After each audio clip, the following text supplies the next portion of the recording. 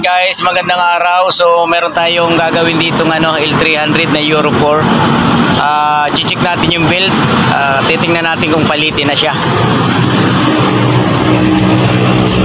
At Mitsubishi Euro 4. So papakita lang natin kung paano rotation ng build nito. Ayan, nasa ilalim. Chichikin namin yung 2 piraso kung talagang palitin na. Ayun. Mahirap pa sa rotation nito. Kailangan i-video natin para tayo maligaw pag binalik. Ayan guys. Dito naluagan na natin. Pwede na natin tanggalin. Kasikipan nga lang talaga.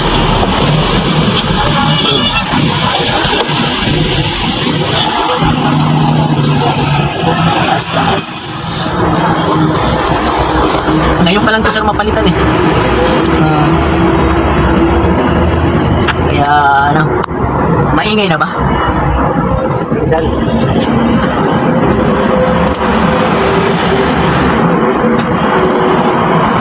Parang mahaba ang build nito ah. Sobrang haba dito. Yung isa siguro. Ito siguro ang isa yan. Dito yung sa labas na build. Ano to eh, power steering. Saka So ito yung basihan mo. Yung ng pulley, baon na baon, di ba? Ang lalim. So tingnan mo yung bago. Ang babaw. Kasi bago pa. Pero pag tumagal na yan, ilang taon? Mga ilang taon na ito. Ito pa rin yung original niya. 5 years. So ito guys, yung lumang build. Chinik natin talagang palitin na rin talaga. Kasi 5 years na rin siya. Tapos syempre araw-araw ang biyahe. May maputulan. So ito yung number nga pala ng build ng Euro 4. 550 1565. Ayan. Bando. So ngayon tatanggal tayo ng isa. Yung nasa loob na naman. Mas malaki. Ay, mas maliit pala ito sir. Ito pala maliit. Mali nga ito sir na isa. Maliit itong isa yun.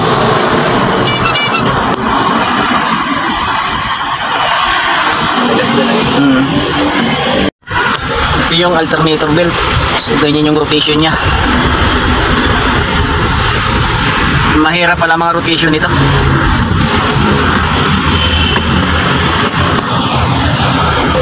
So ito guys mga boss, kanyang 17.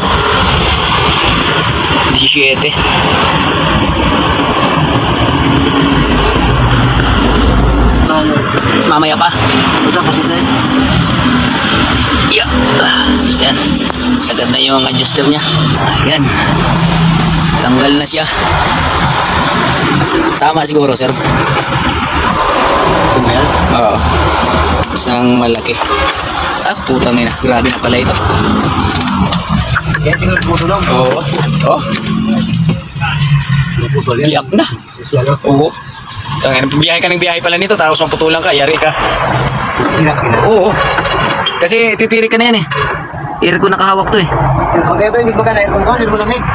Walang lamig. Try mo pagka napalitan ng bago at ganun pa rin. So, ibig sabihin yung niyan. Kulang ng preyon. Ayan si boss. Tingnan mo. Parihasan nga natin sir haba niya.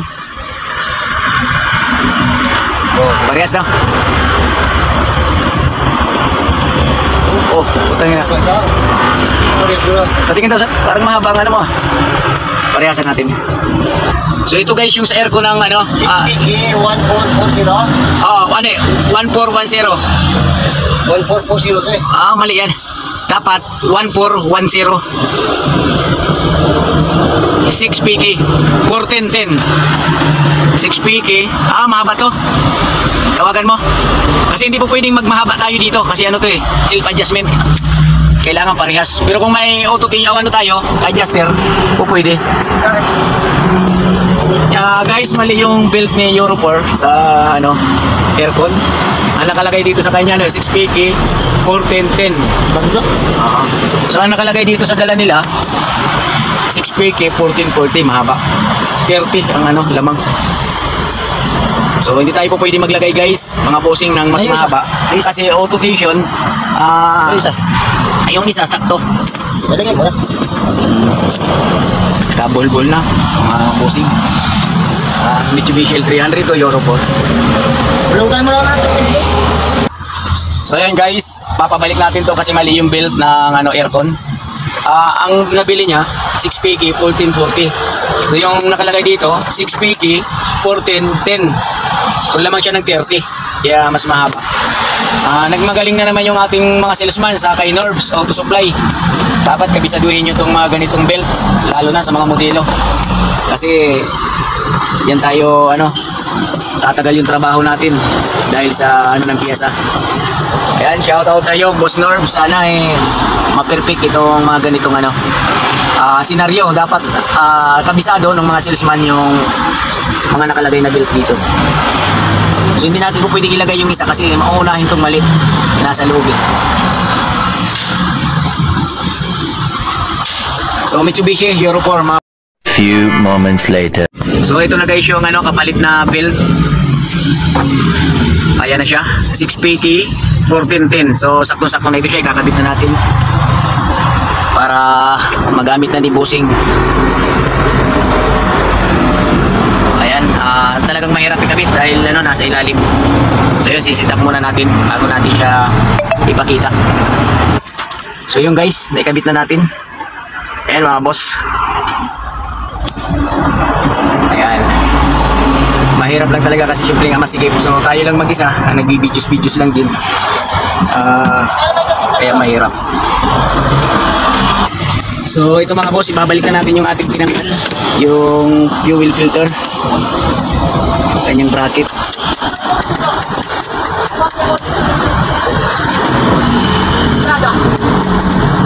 Hindi na muna natin pala siya. Ano yung Estrada? Ha? Estrada, pick up. Asan?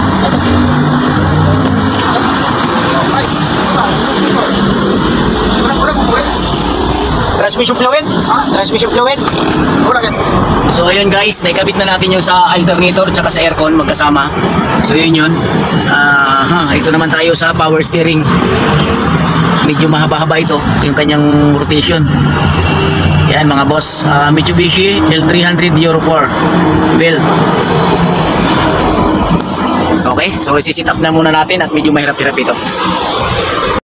Ayan guys, naikabit na natin yung dalawang belt. Aircon belt, alternator, tsaka power steering. So higpitan na lang natin yung isa. Yung isa kasi adjustable, so self adjustment. Yan, yung isa ay may adjuster. So ito, higpitan na natin tong isang to. Dito yung adjustan sa ilalim. Ako, dati may kit na po eh. Oo. So ito si sir yung driver. Ina-upload kasi natin to sa YouTube para merong ideya yung iba, di ba? So ayan guys, inigpitan na natin yung adjuster niya, nandiyan sa itaas. So hindi natin may focus ng camera kasi napaka masikip. So ayun lang ito yung belt. Kaya tansyahan na lang yan. Gagamit tayo ng ratchet. Ayan. Extension yan mga boss, dalawang tugtong. Tapos syempre habang inihigpitan nyo, kakapain nyo yung belt. Yung higpit niya baka masubrahan naman. So bawal naman tayo sumubra dito. Pag ito sir may lumangit-ngit, halimbawa mga ilang buwan, huminga yung belt, ibig sabihin lumuwag yun, dalhin mo lang dito ha. Para ihigpit ulit natin yan. Ngayon, hindi muna natin siya isasagad ng gusto. Kasi bago.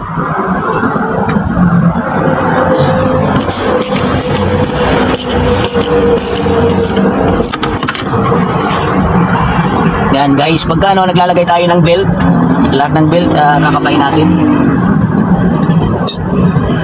yung higpit niya kung okay na. Yun. So yung higpit na to mga bossing, sakto na to. Kauntihan pa natin higpit. Yan, napaka-ilalim ng ganyang adjuster. So 14 ang size niyan. Yan. Yun. Tapos Iigpitan natin sa gitna. Ayun, yung gitna ng adjuster na yan. Ayun, no? Yan. Ito yung number 14. Dito tayo sisilip. Yan mga boss, ang sa gitna, yung pinihit natin kanina, yun yung adjustment. Ito, luluwagan muna itong sa gitna para pamano siya maglaro ng higpit saka luwag.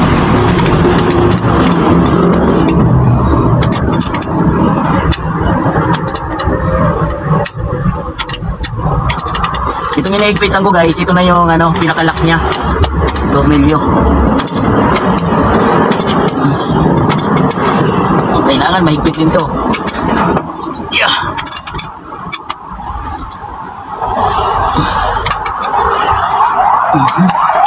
So double check ng higpit.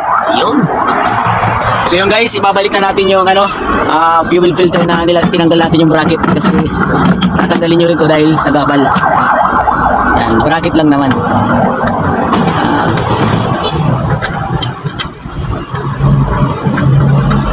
Dalawang 12 nut. Tapos gamitan natin ang pack wrench.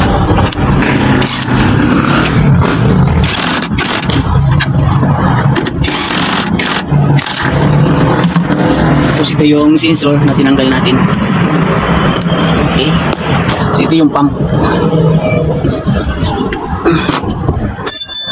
Ngayon guys, pagdali natin. Sir, subok mo. Tingnan natin yung aircon daw ni Sir dahil hindi ganun kalamig. Bakit siya hindi siya ganun kalamig? Baka mamaya walang freon, kulang. Oo, dahil sa belt. Yun. Suwabe.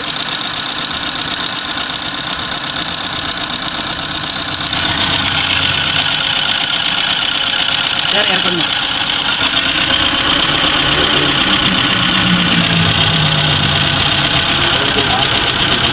Yung adjustment mo dito ng wala? Wala na mga asan na yung mga dyan? Wala na? Kulang ito ng freon? Kulang freon to. Sabi mo kila madam, pagpapalagyan ng freon, mayroon naman tayo dito, pero wala sa ngayon dahil naiwan ko yung tangki sa bahay ng freon. Baka makalawa, dali ko dito. Freon mo lang? Oo, kulang ng freon yan. Kaya ito hindi ganun kalamig. Ayan, kaya mo lang na to. Guys, tapos na namin gawin yung mga boss, yung L300. Bibiyahin na si Sir para kumita na rin, lalamove. Ayan, binabalik na natin yung takip.